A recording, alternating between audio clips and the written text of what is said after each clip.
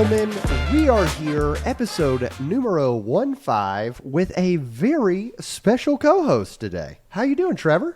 I'm doing great. I'm happy to be here. I'm ecstatic. Dude, it's a wild week at Foundation, it seems like. You've got Hunter's out of the office, Brad's out of the office.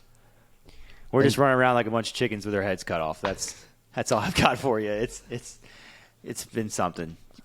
So far things have been like under control, but every day's a battle. I feel like that's a wise saying. Hunter regardless of what's going on. and Brad are like our parents, so like we have to ask somebody questions and we don't have anybody. It's tough. You know what? I guess we'll just sell these brand new 2022s for like 22 Series Lunas for like, I don't know, like $25. Yeah, we'll make a little bit extra this week. It'll be fun. No, that is awesome. And you're Mr. Podcast this week. So, that's right. I mean, is there a Foundation podcast coming out this week that you will not be on? No, I'm going to be on Debate Night, this one, my own show, The Banter, 2 different episodes of Grip Locked because we're doing a preview show. Yeah. And the Heiser Club Mailbag. That's 7 podcasts for me this week. Wow. So I hope you guys are ready to hear the same takes spit out 7 times. So I mean, you get into getting home at night and your wife's like, "Hey, you want to talk a little bit?" And you're like, "Nah." I've done that. Yeah. You want to just like stare at each other? That's fine. Well, that is incredible. Man, we are just super grateful to have you here. And it'll be fun to have sort of a different take. Brad does his like field work testing out the disc. But as we were talking before the show, you've thrown a lot of these discs. So yeah, I've got a pretty good feel for some of these. I've thrown a lot, so I have a pretty good feel for them. Okay. Well, I am excited to bring in our guest. Speaking of which, why don't we go ahead and bring him in, Mr. Jonah. All right, Jonah, welcome to In the Bag. Glad to have you here, sir. Thank you so much. Yeah, I'm really excited to be here. I'm a huge fan of Foundation and the Robbie C YouTube channel and everything Disc Golf YouTube. So really excited to be here. Hey, shoot me straight. You're not going to hurt my feelings. Coming into the finals, Creators Cup, who are you pulling for? Ooh, that's tough. That's a tough one because answer honestly. Yeah, honest answer. I'm no offense to the pig. I love the pig.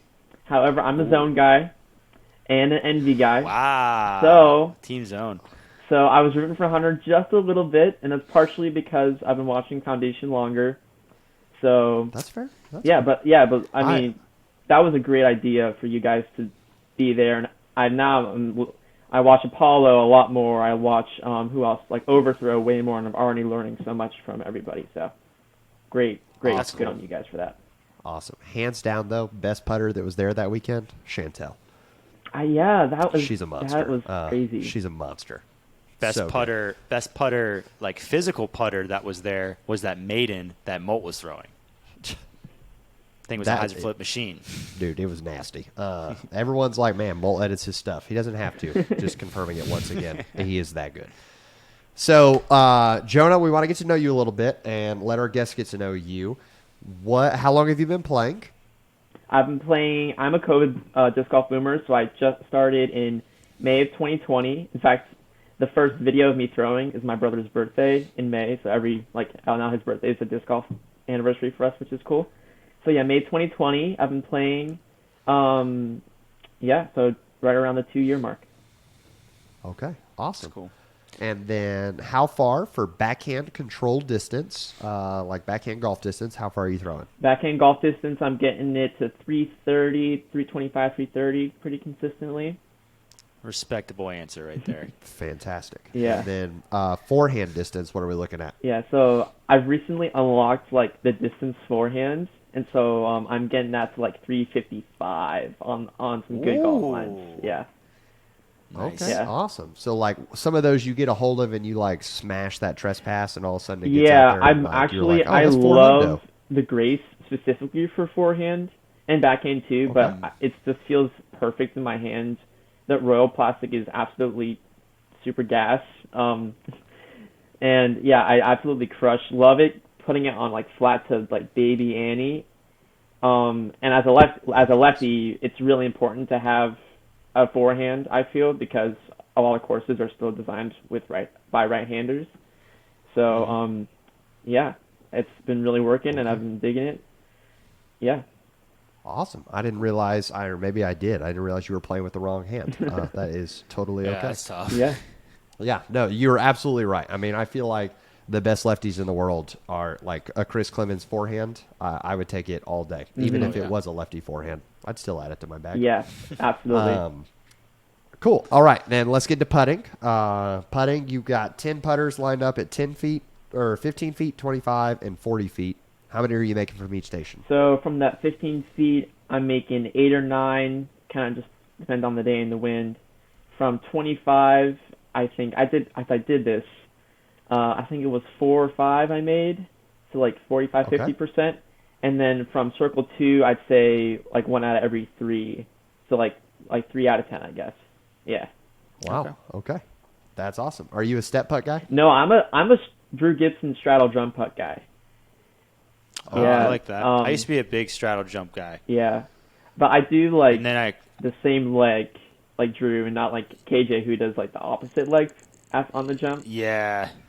I was big into that for a while, and then I realized that step putts are cheating, and I had to kind of get on board a little bit. So, yeah. But I'll switch back someday when they outlaw it, and, that'll be great. I'm telling you, I want to do a step putting tutorial for sure with the foundation guys, because it is, I tried it a little bit this weekend, and it was nasty, even feeling not experienced. Yeah, it's pretty lethal. Yeah. So I don't know. That or Operation Let's Change the Circle to 60 feet. I'm down with you. That's the real answer.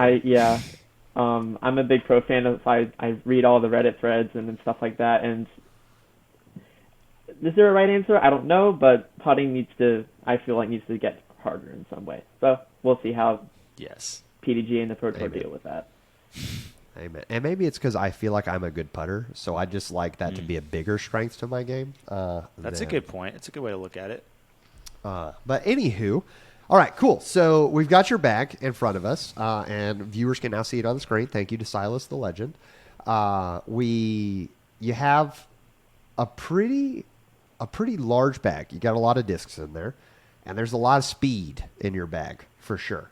Got a lot of fairways and distance drivers, so we're gonna spend a lot of time on putters, but we want to start in distance drivers. So you've got, it looks like 2 trespasses, a D1. We've already talked about your Grace a little bit. Tell me about the difference between like what the trespasses do for you and the D1.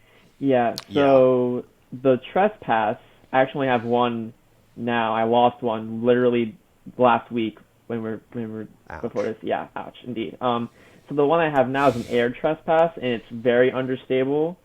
So if I ever need like a backhand turnover distance shot, that's what I reach for that. I don't really throw that trespass on forehand. And then the D1, it's my wind fighter for both shots. So if I ever have a headwind or I need to get something really left or really right, I reach for the D1. So you have a pretty significant gap, obviously, at that top speed between those two discs.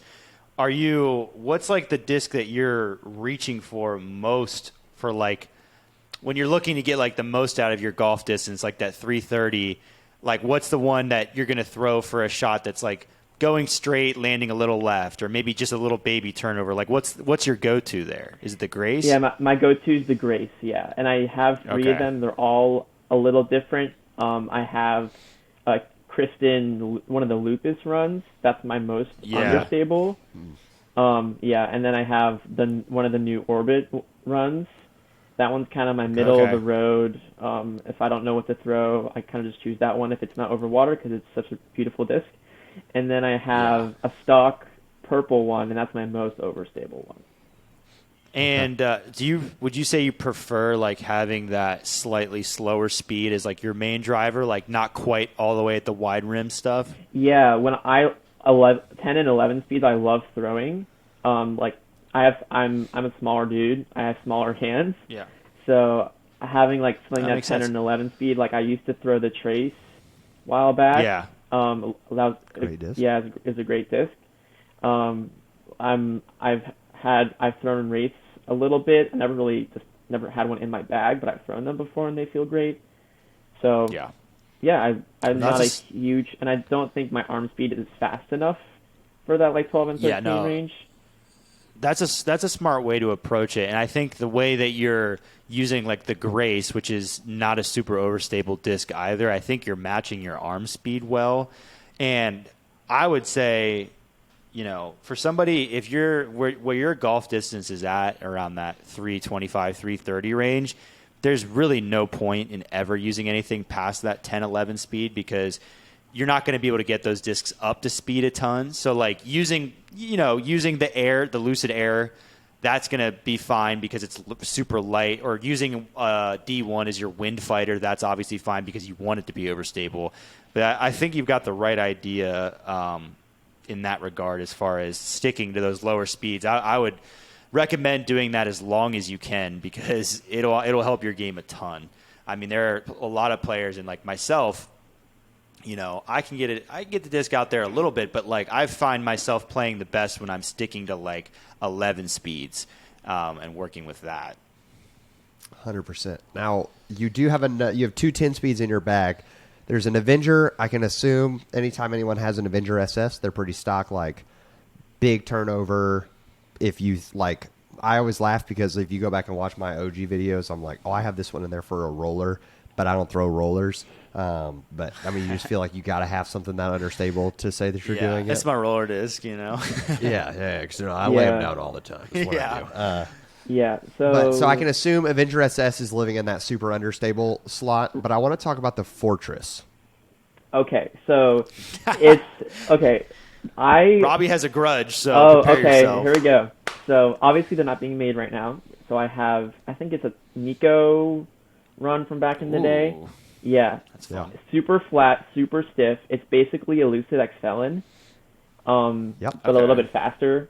In its hand feel.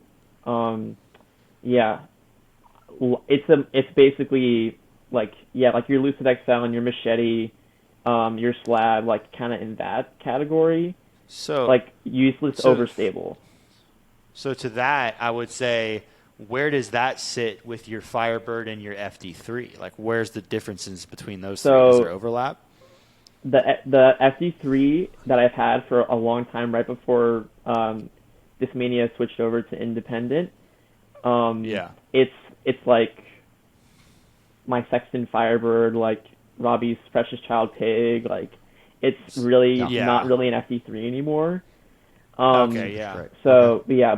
it's more comfortable forehand than my other fairway drivers. Interesting. So and then the Firebird is kind of in between those two, closer to the FD3.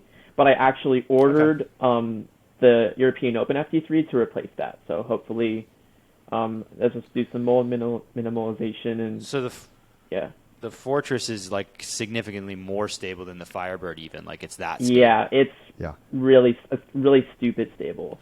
Yeah. And would you say that you throw? Are you throwing like mostly forehands with those discs? Is that like something you go to quite often? With the Fortress, I don't throw it backhand unless I need a big skip shot. In Florida, we have a lot of low ceiling stuff, so sometimes if I need a skip shot, I'll use it. But yeah, the Fortress mainly comes out like only once or twice a round for me. Okay, like more of a utility disc. Yeah. Yeah. And you said so the Firebird is not long for the bag. No, it's just until that new FD3 comes in. Yeah. Okay, yeah, I'm down for that mold minimalization, and I think there's definitely room for, especially knowing that your Precious FD3 is more, sounds like it's more of a T-Bird at this point, or something in that realm of like straight but still some consistent finish. Yeah, I'd compare it to like a Thunderbird, in terms of its flight right now. It has some good bite. Yeah, so it has really good fight, especially if I throw it on hyzer, and I'm starting to work on it more backhand with that, but yeah, it's really nice. Okay.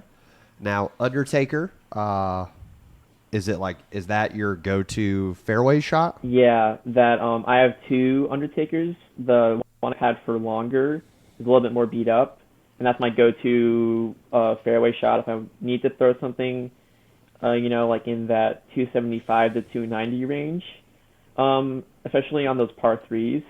I feel really confident with it. And then the other one I have is a lot more overstable. It's really stiff. And I I like it more so for backhand than the FD3. I'm open for that to change. But yeah, so that's kind of where that fits in right now. I think there could be room for a T-Bird, or if you want to stay in the Discmania line, I believe it's the Instinct is the 7502. I think you could try that out. Probably try out the new FD. Honestly, has quite a bit of stability to it as well. Apparently, the green ones are the ones that are the most stable. That's just what I've heard. But yeah, I would say that there's a little bit of a gap there when you talk about between the FD3 that's super beat in and that Undertaker. Like obviously that FD3 works there, but once if you lose that disc or whatever, and then the Undertaker, you can find stable ones, but it's not going to be super easy to fill in that gap in that spot either. So yeah, I think you'd probably like a T-Bird 3 even would be kind of similar, or maybe even an Eagle if you want something that has a little more bite. But that would be a good stock disc to plug in there. Okay, cool. Because Eagles, to me, the beauty of an Eagle is, how I describe Eagles to people is they're just more extreme T-Birds. Yeah. When they start, they're so hooky, but when you beat them in, they get way more turn than a T-Bird ever will. But they still come back at the end, too. Like a beat-in T-Bird, you look at Calvin, has a T-Bird, basically has his fairway roller. Like the thing is so understable. But Calvin's also a machine, so nah. I do want to talk about, so you said your Undertaker is that 275 to 290 shot. So then we jump down to mids. And this is, if you're looking at your chart, I don't know if you've ever plugged your bag into my disc bag, Jonah, but there's like the Grand Canyon of gaps between your Undertaker down to your mid ranges. Yeah, so that's okay. It must not be on what I sent you because I bagged the F5 as well. Okay, so yeah, it's there, but I'm calling that like the end of the river in the Grand Canyon. Like that's the exit point. But if you can definitely answer there, I want to know distance-wise your buzz. Like, how much distance is your buzz getting you? So my buzz is getting me into that like 255, 260 range pretty consistently. My ESP1 is a little bit more point and shoot, and the Z1 is has a touch more fight to it, a little bit more headwinds and more shaping hyzer shots. So yeah, and I feel like pretty confident that it's more about like hitting the line and giving myself a circle one look than reaching for like in my F5 or my Undertaker, but having to throw harder through a gap and potentially missing or going deep. So that's kind of my play with that. It is an interesting thing. Like obviously we look at the chart and you see that gap between those two molds and it looks dramatic, but disc golf in the last like 5-6 years has changed a lot in that the 8 and 9s, I mean, it's kind of like the Need for Speed situation with companies just wanting to, I mean, flight numbers are what they are. Half the time they're fake. If you really want to know how fast a disc is, measure it with some calipers. But, the 8 and 9 slot have gotten so much more popular than it used to be. It used to be everybody threw 7 speeds for their fairways, even some 6 speeds. But even though it looks dramatic on the chart, I'm sure that the gap between like a Buzz, which is a fast mid, and your Undertaker, like what would you say you're getting out of the Undertaker? Is the gap pretty dramatic there, or is it not really much one at all? I feel like if I can throw, if I need to get like the next step up from a Buzz, I can just power down on an Undertaker or like throw an F5 like pretty like 75%, 80%. And do you ever feel like you need something in that F5 range with more stability, or is that just not something that really comes into your round? Not in my rounds per se. I mean, like when in Florida, obviously it's very flat, and the open courses are the main obstacles are water carries and out of bounds. But if I go to like I was in Illinois for a little bit or North Carolina for a little bit, in those drastic up and down hills, sometimes I do the game calls for that kind of shot. So for sure. Yeah, it kind of just depends. Yeah, and I think, if we go back to what we were talking about earlier of like having that FD in the bag or that Instinct or the T-Bird 3 or something like that could easily fill that gap between the two. Because my other concern is you talked about the reason we like disking up or like throwing the buzz, right, is those gap shots. And if you come off of an Undertaker and throw it at 60, 70%, lots of times it doesn't fly like an Undertaker anymore. So then you have the inconsistency of seeing that disc, how it's going to fly. So it's just the big gaps I think can easily be explained away. But when you're looking for consistency, I always feel like there's a reason discs are built the way they are. And so rather than we can make things work for sure. But it makes our game a lot easier and more consistent when we lean into what the discs are actually supposed to do. And there's a lot of options there. But it's also helpful because I think a lot of people who don't have a ton of distance don't see a need for mid-ranges. And we've talked about this a lot on the show. But if you're capping out at 320, 325, then yeah, that distance between the mid-ranges up to the fairways doesn't seem significant or anything like that. But when you start clearing 400, 420, like, Trevor, how far are you throwing mid-ranges?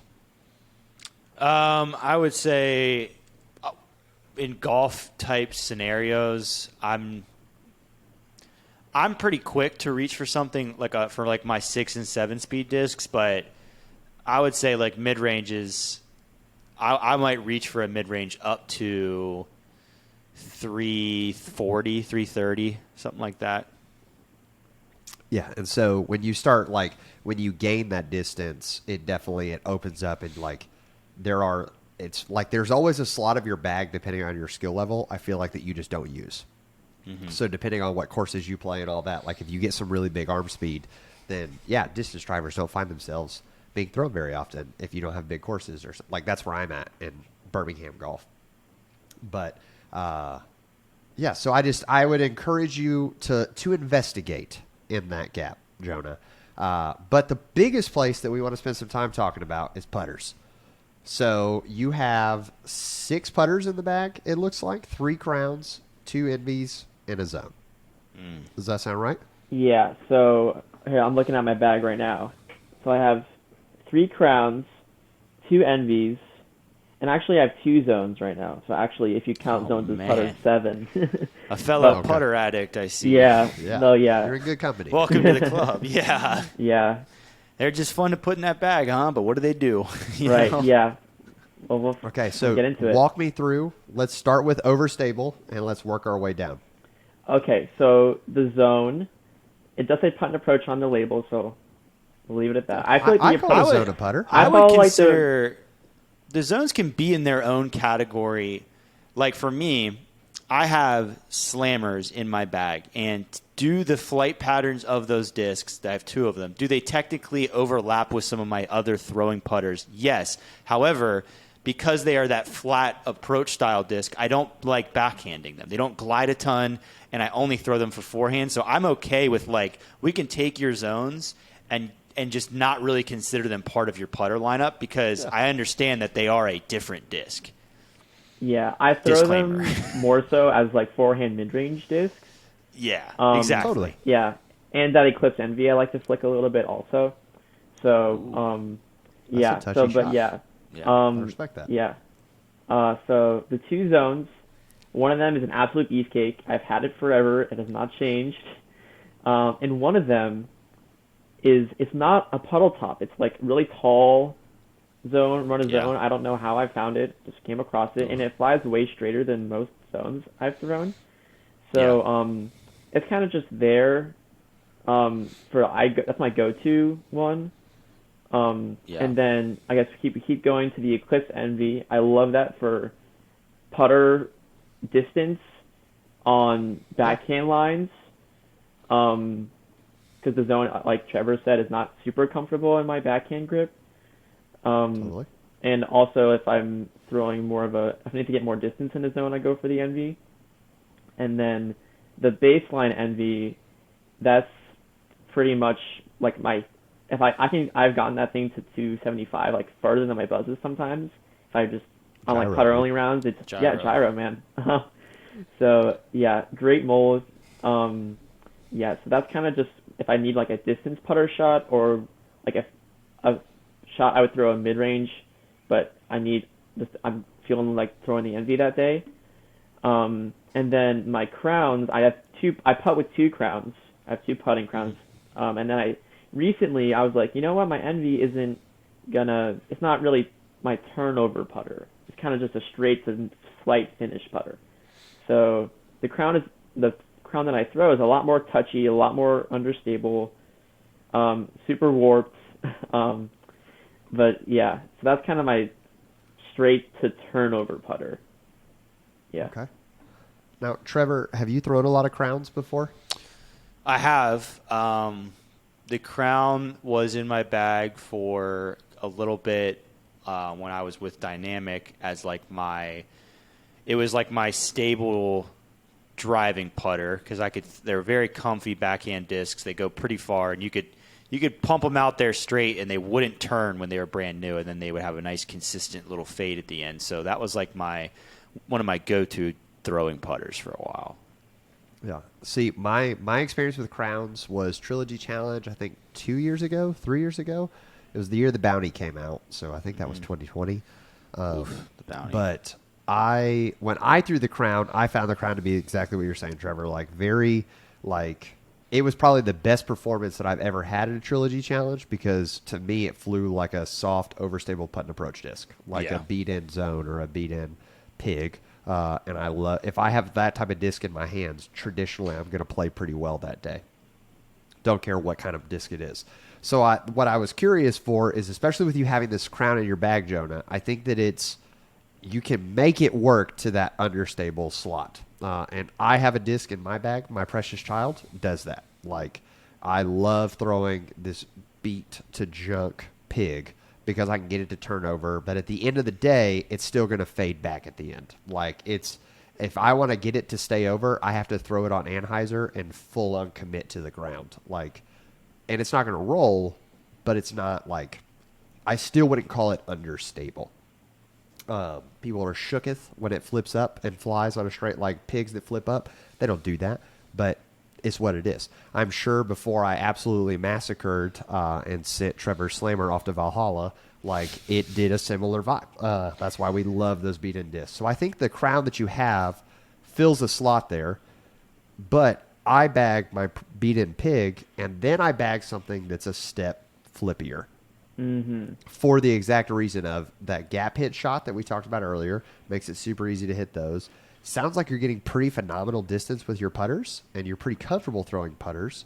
So we can build that putter lineup. You're either a putter thrower or you're not, because there are tons of people that I meet that they just can't throw putters, and I have a really hard time connecting with them because I don't get how you wouldn't love putters. It's the deep rim. That's what gets people. That's fair. I think Raptors have been a struggle for me because the shallowness of Same. a Raptor compared to Same. All right, everybody, people here have tried we to go. get me on Raptors, and they are just so shallow. I would never. I'm sorry, listen, I can't, it doesn't feel comfortable to me. I would never buy a Raptor except for the Raptorius on FoundationDisc.com. Like, that's probably the only one I would buy. But other than that. And really quickly, before we hop into some other stuff, the difference between the crown and that baseline Envy for me, the crown has more glide than the Envy does. So, and that's kind of thing I've noticed with gyro, is it has less glide, but it gets more distance. In my personal, in my thin air. Interesting theory. My thin air kind of things, because if I have an open shot when I need to throw a putter, I go for the Envy every time. But if it's like more touchy, I need to spin something there and not throw it.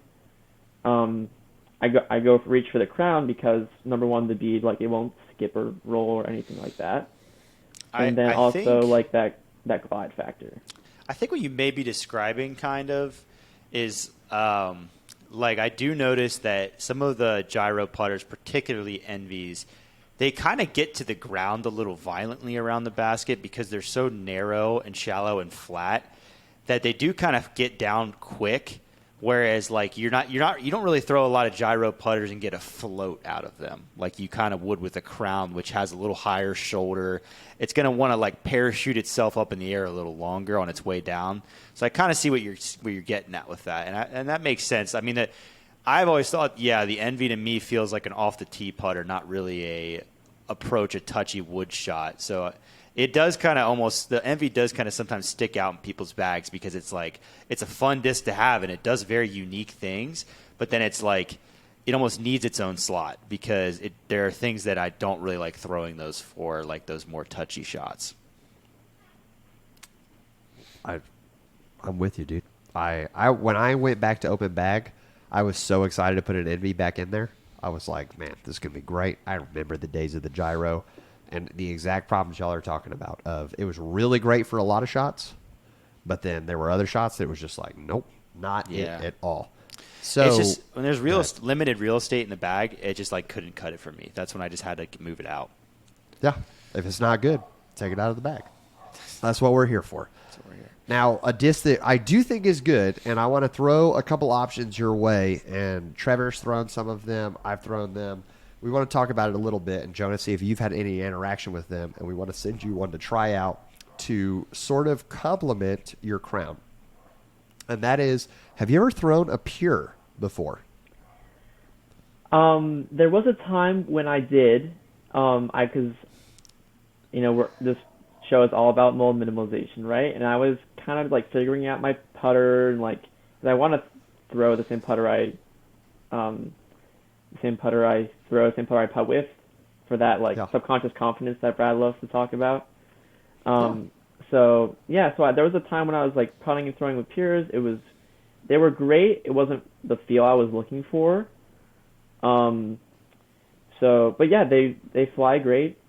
I have no problem with them at all. Okay.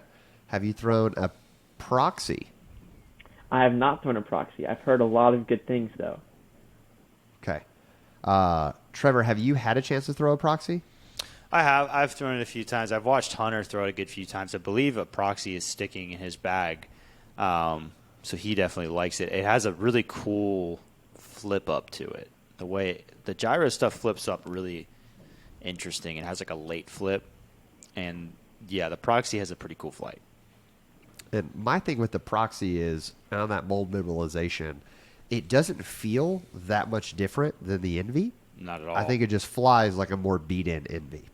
So if you already love how that Electron Envy feels in those moments, but then there's just shots where you're like, this isn't it for the Envy. I think the Proxy can serve as a really good alternative to the Envy and still not feel like, yes, it is a different mold. So gyro nerds, don't come after me and be like, oh, Robbie, the hypocrite. Okay, well, leave that to yourself.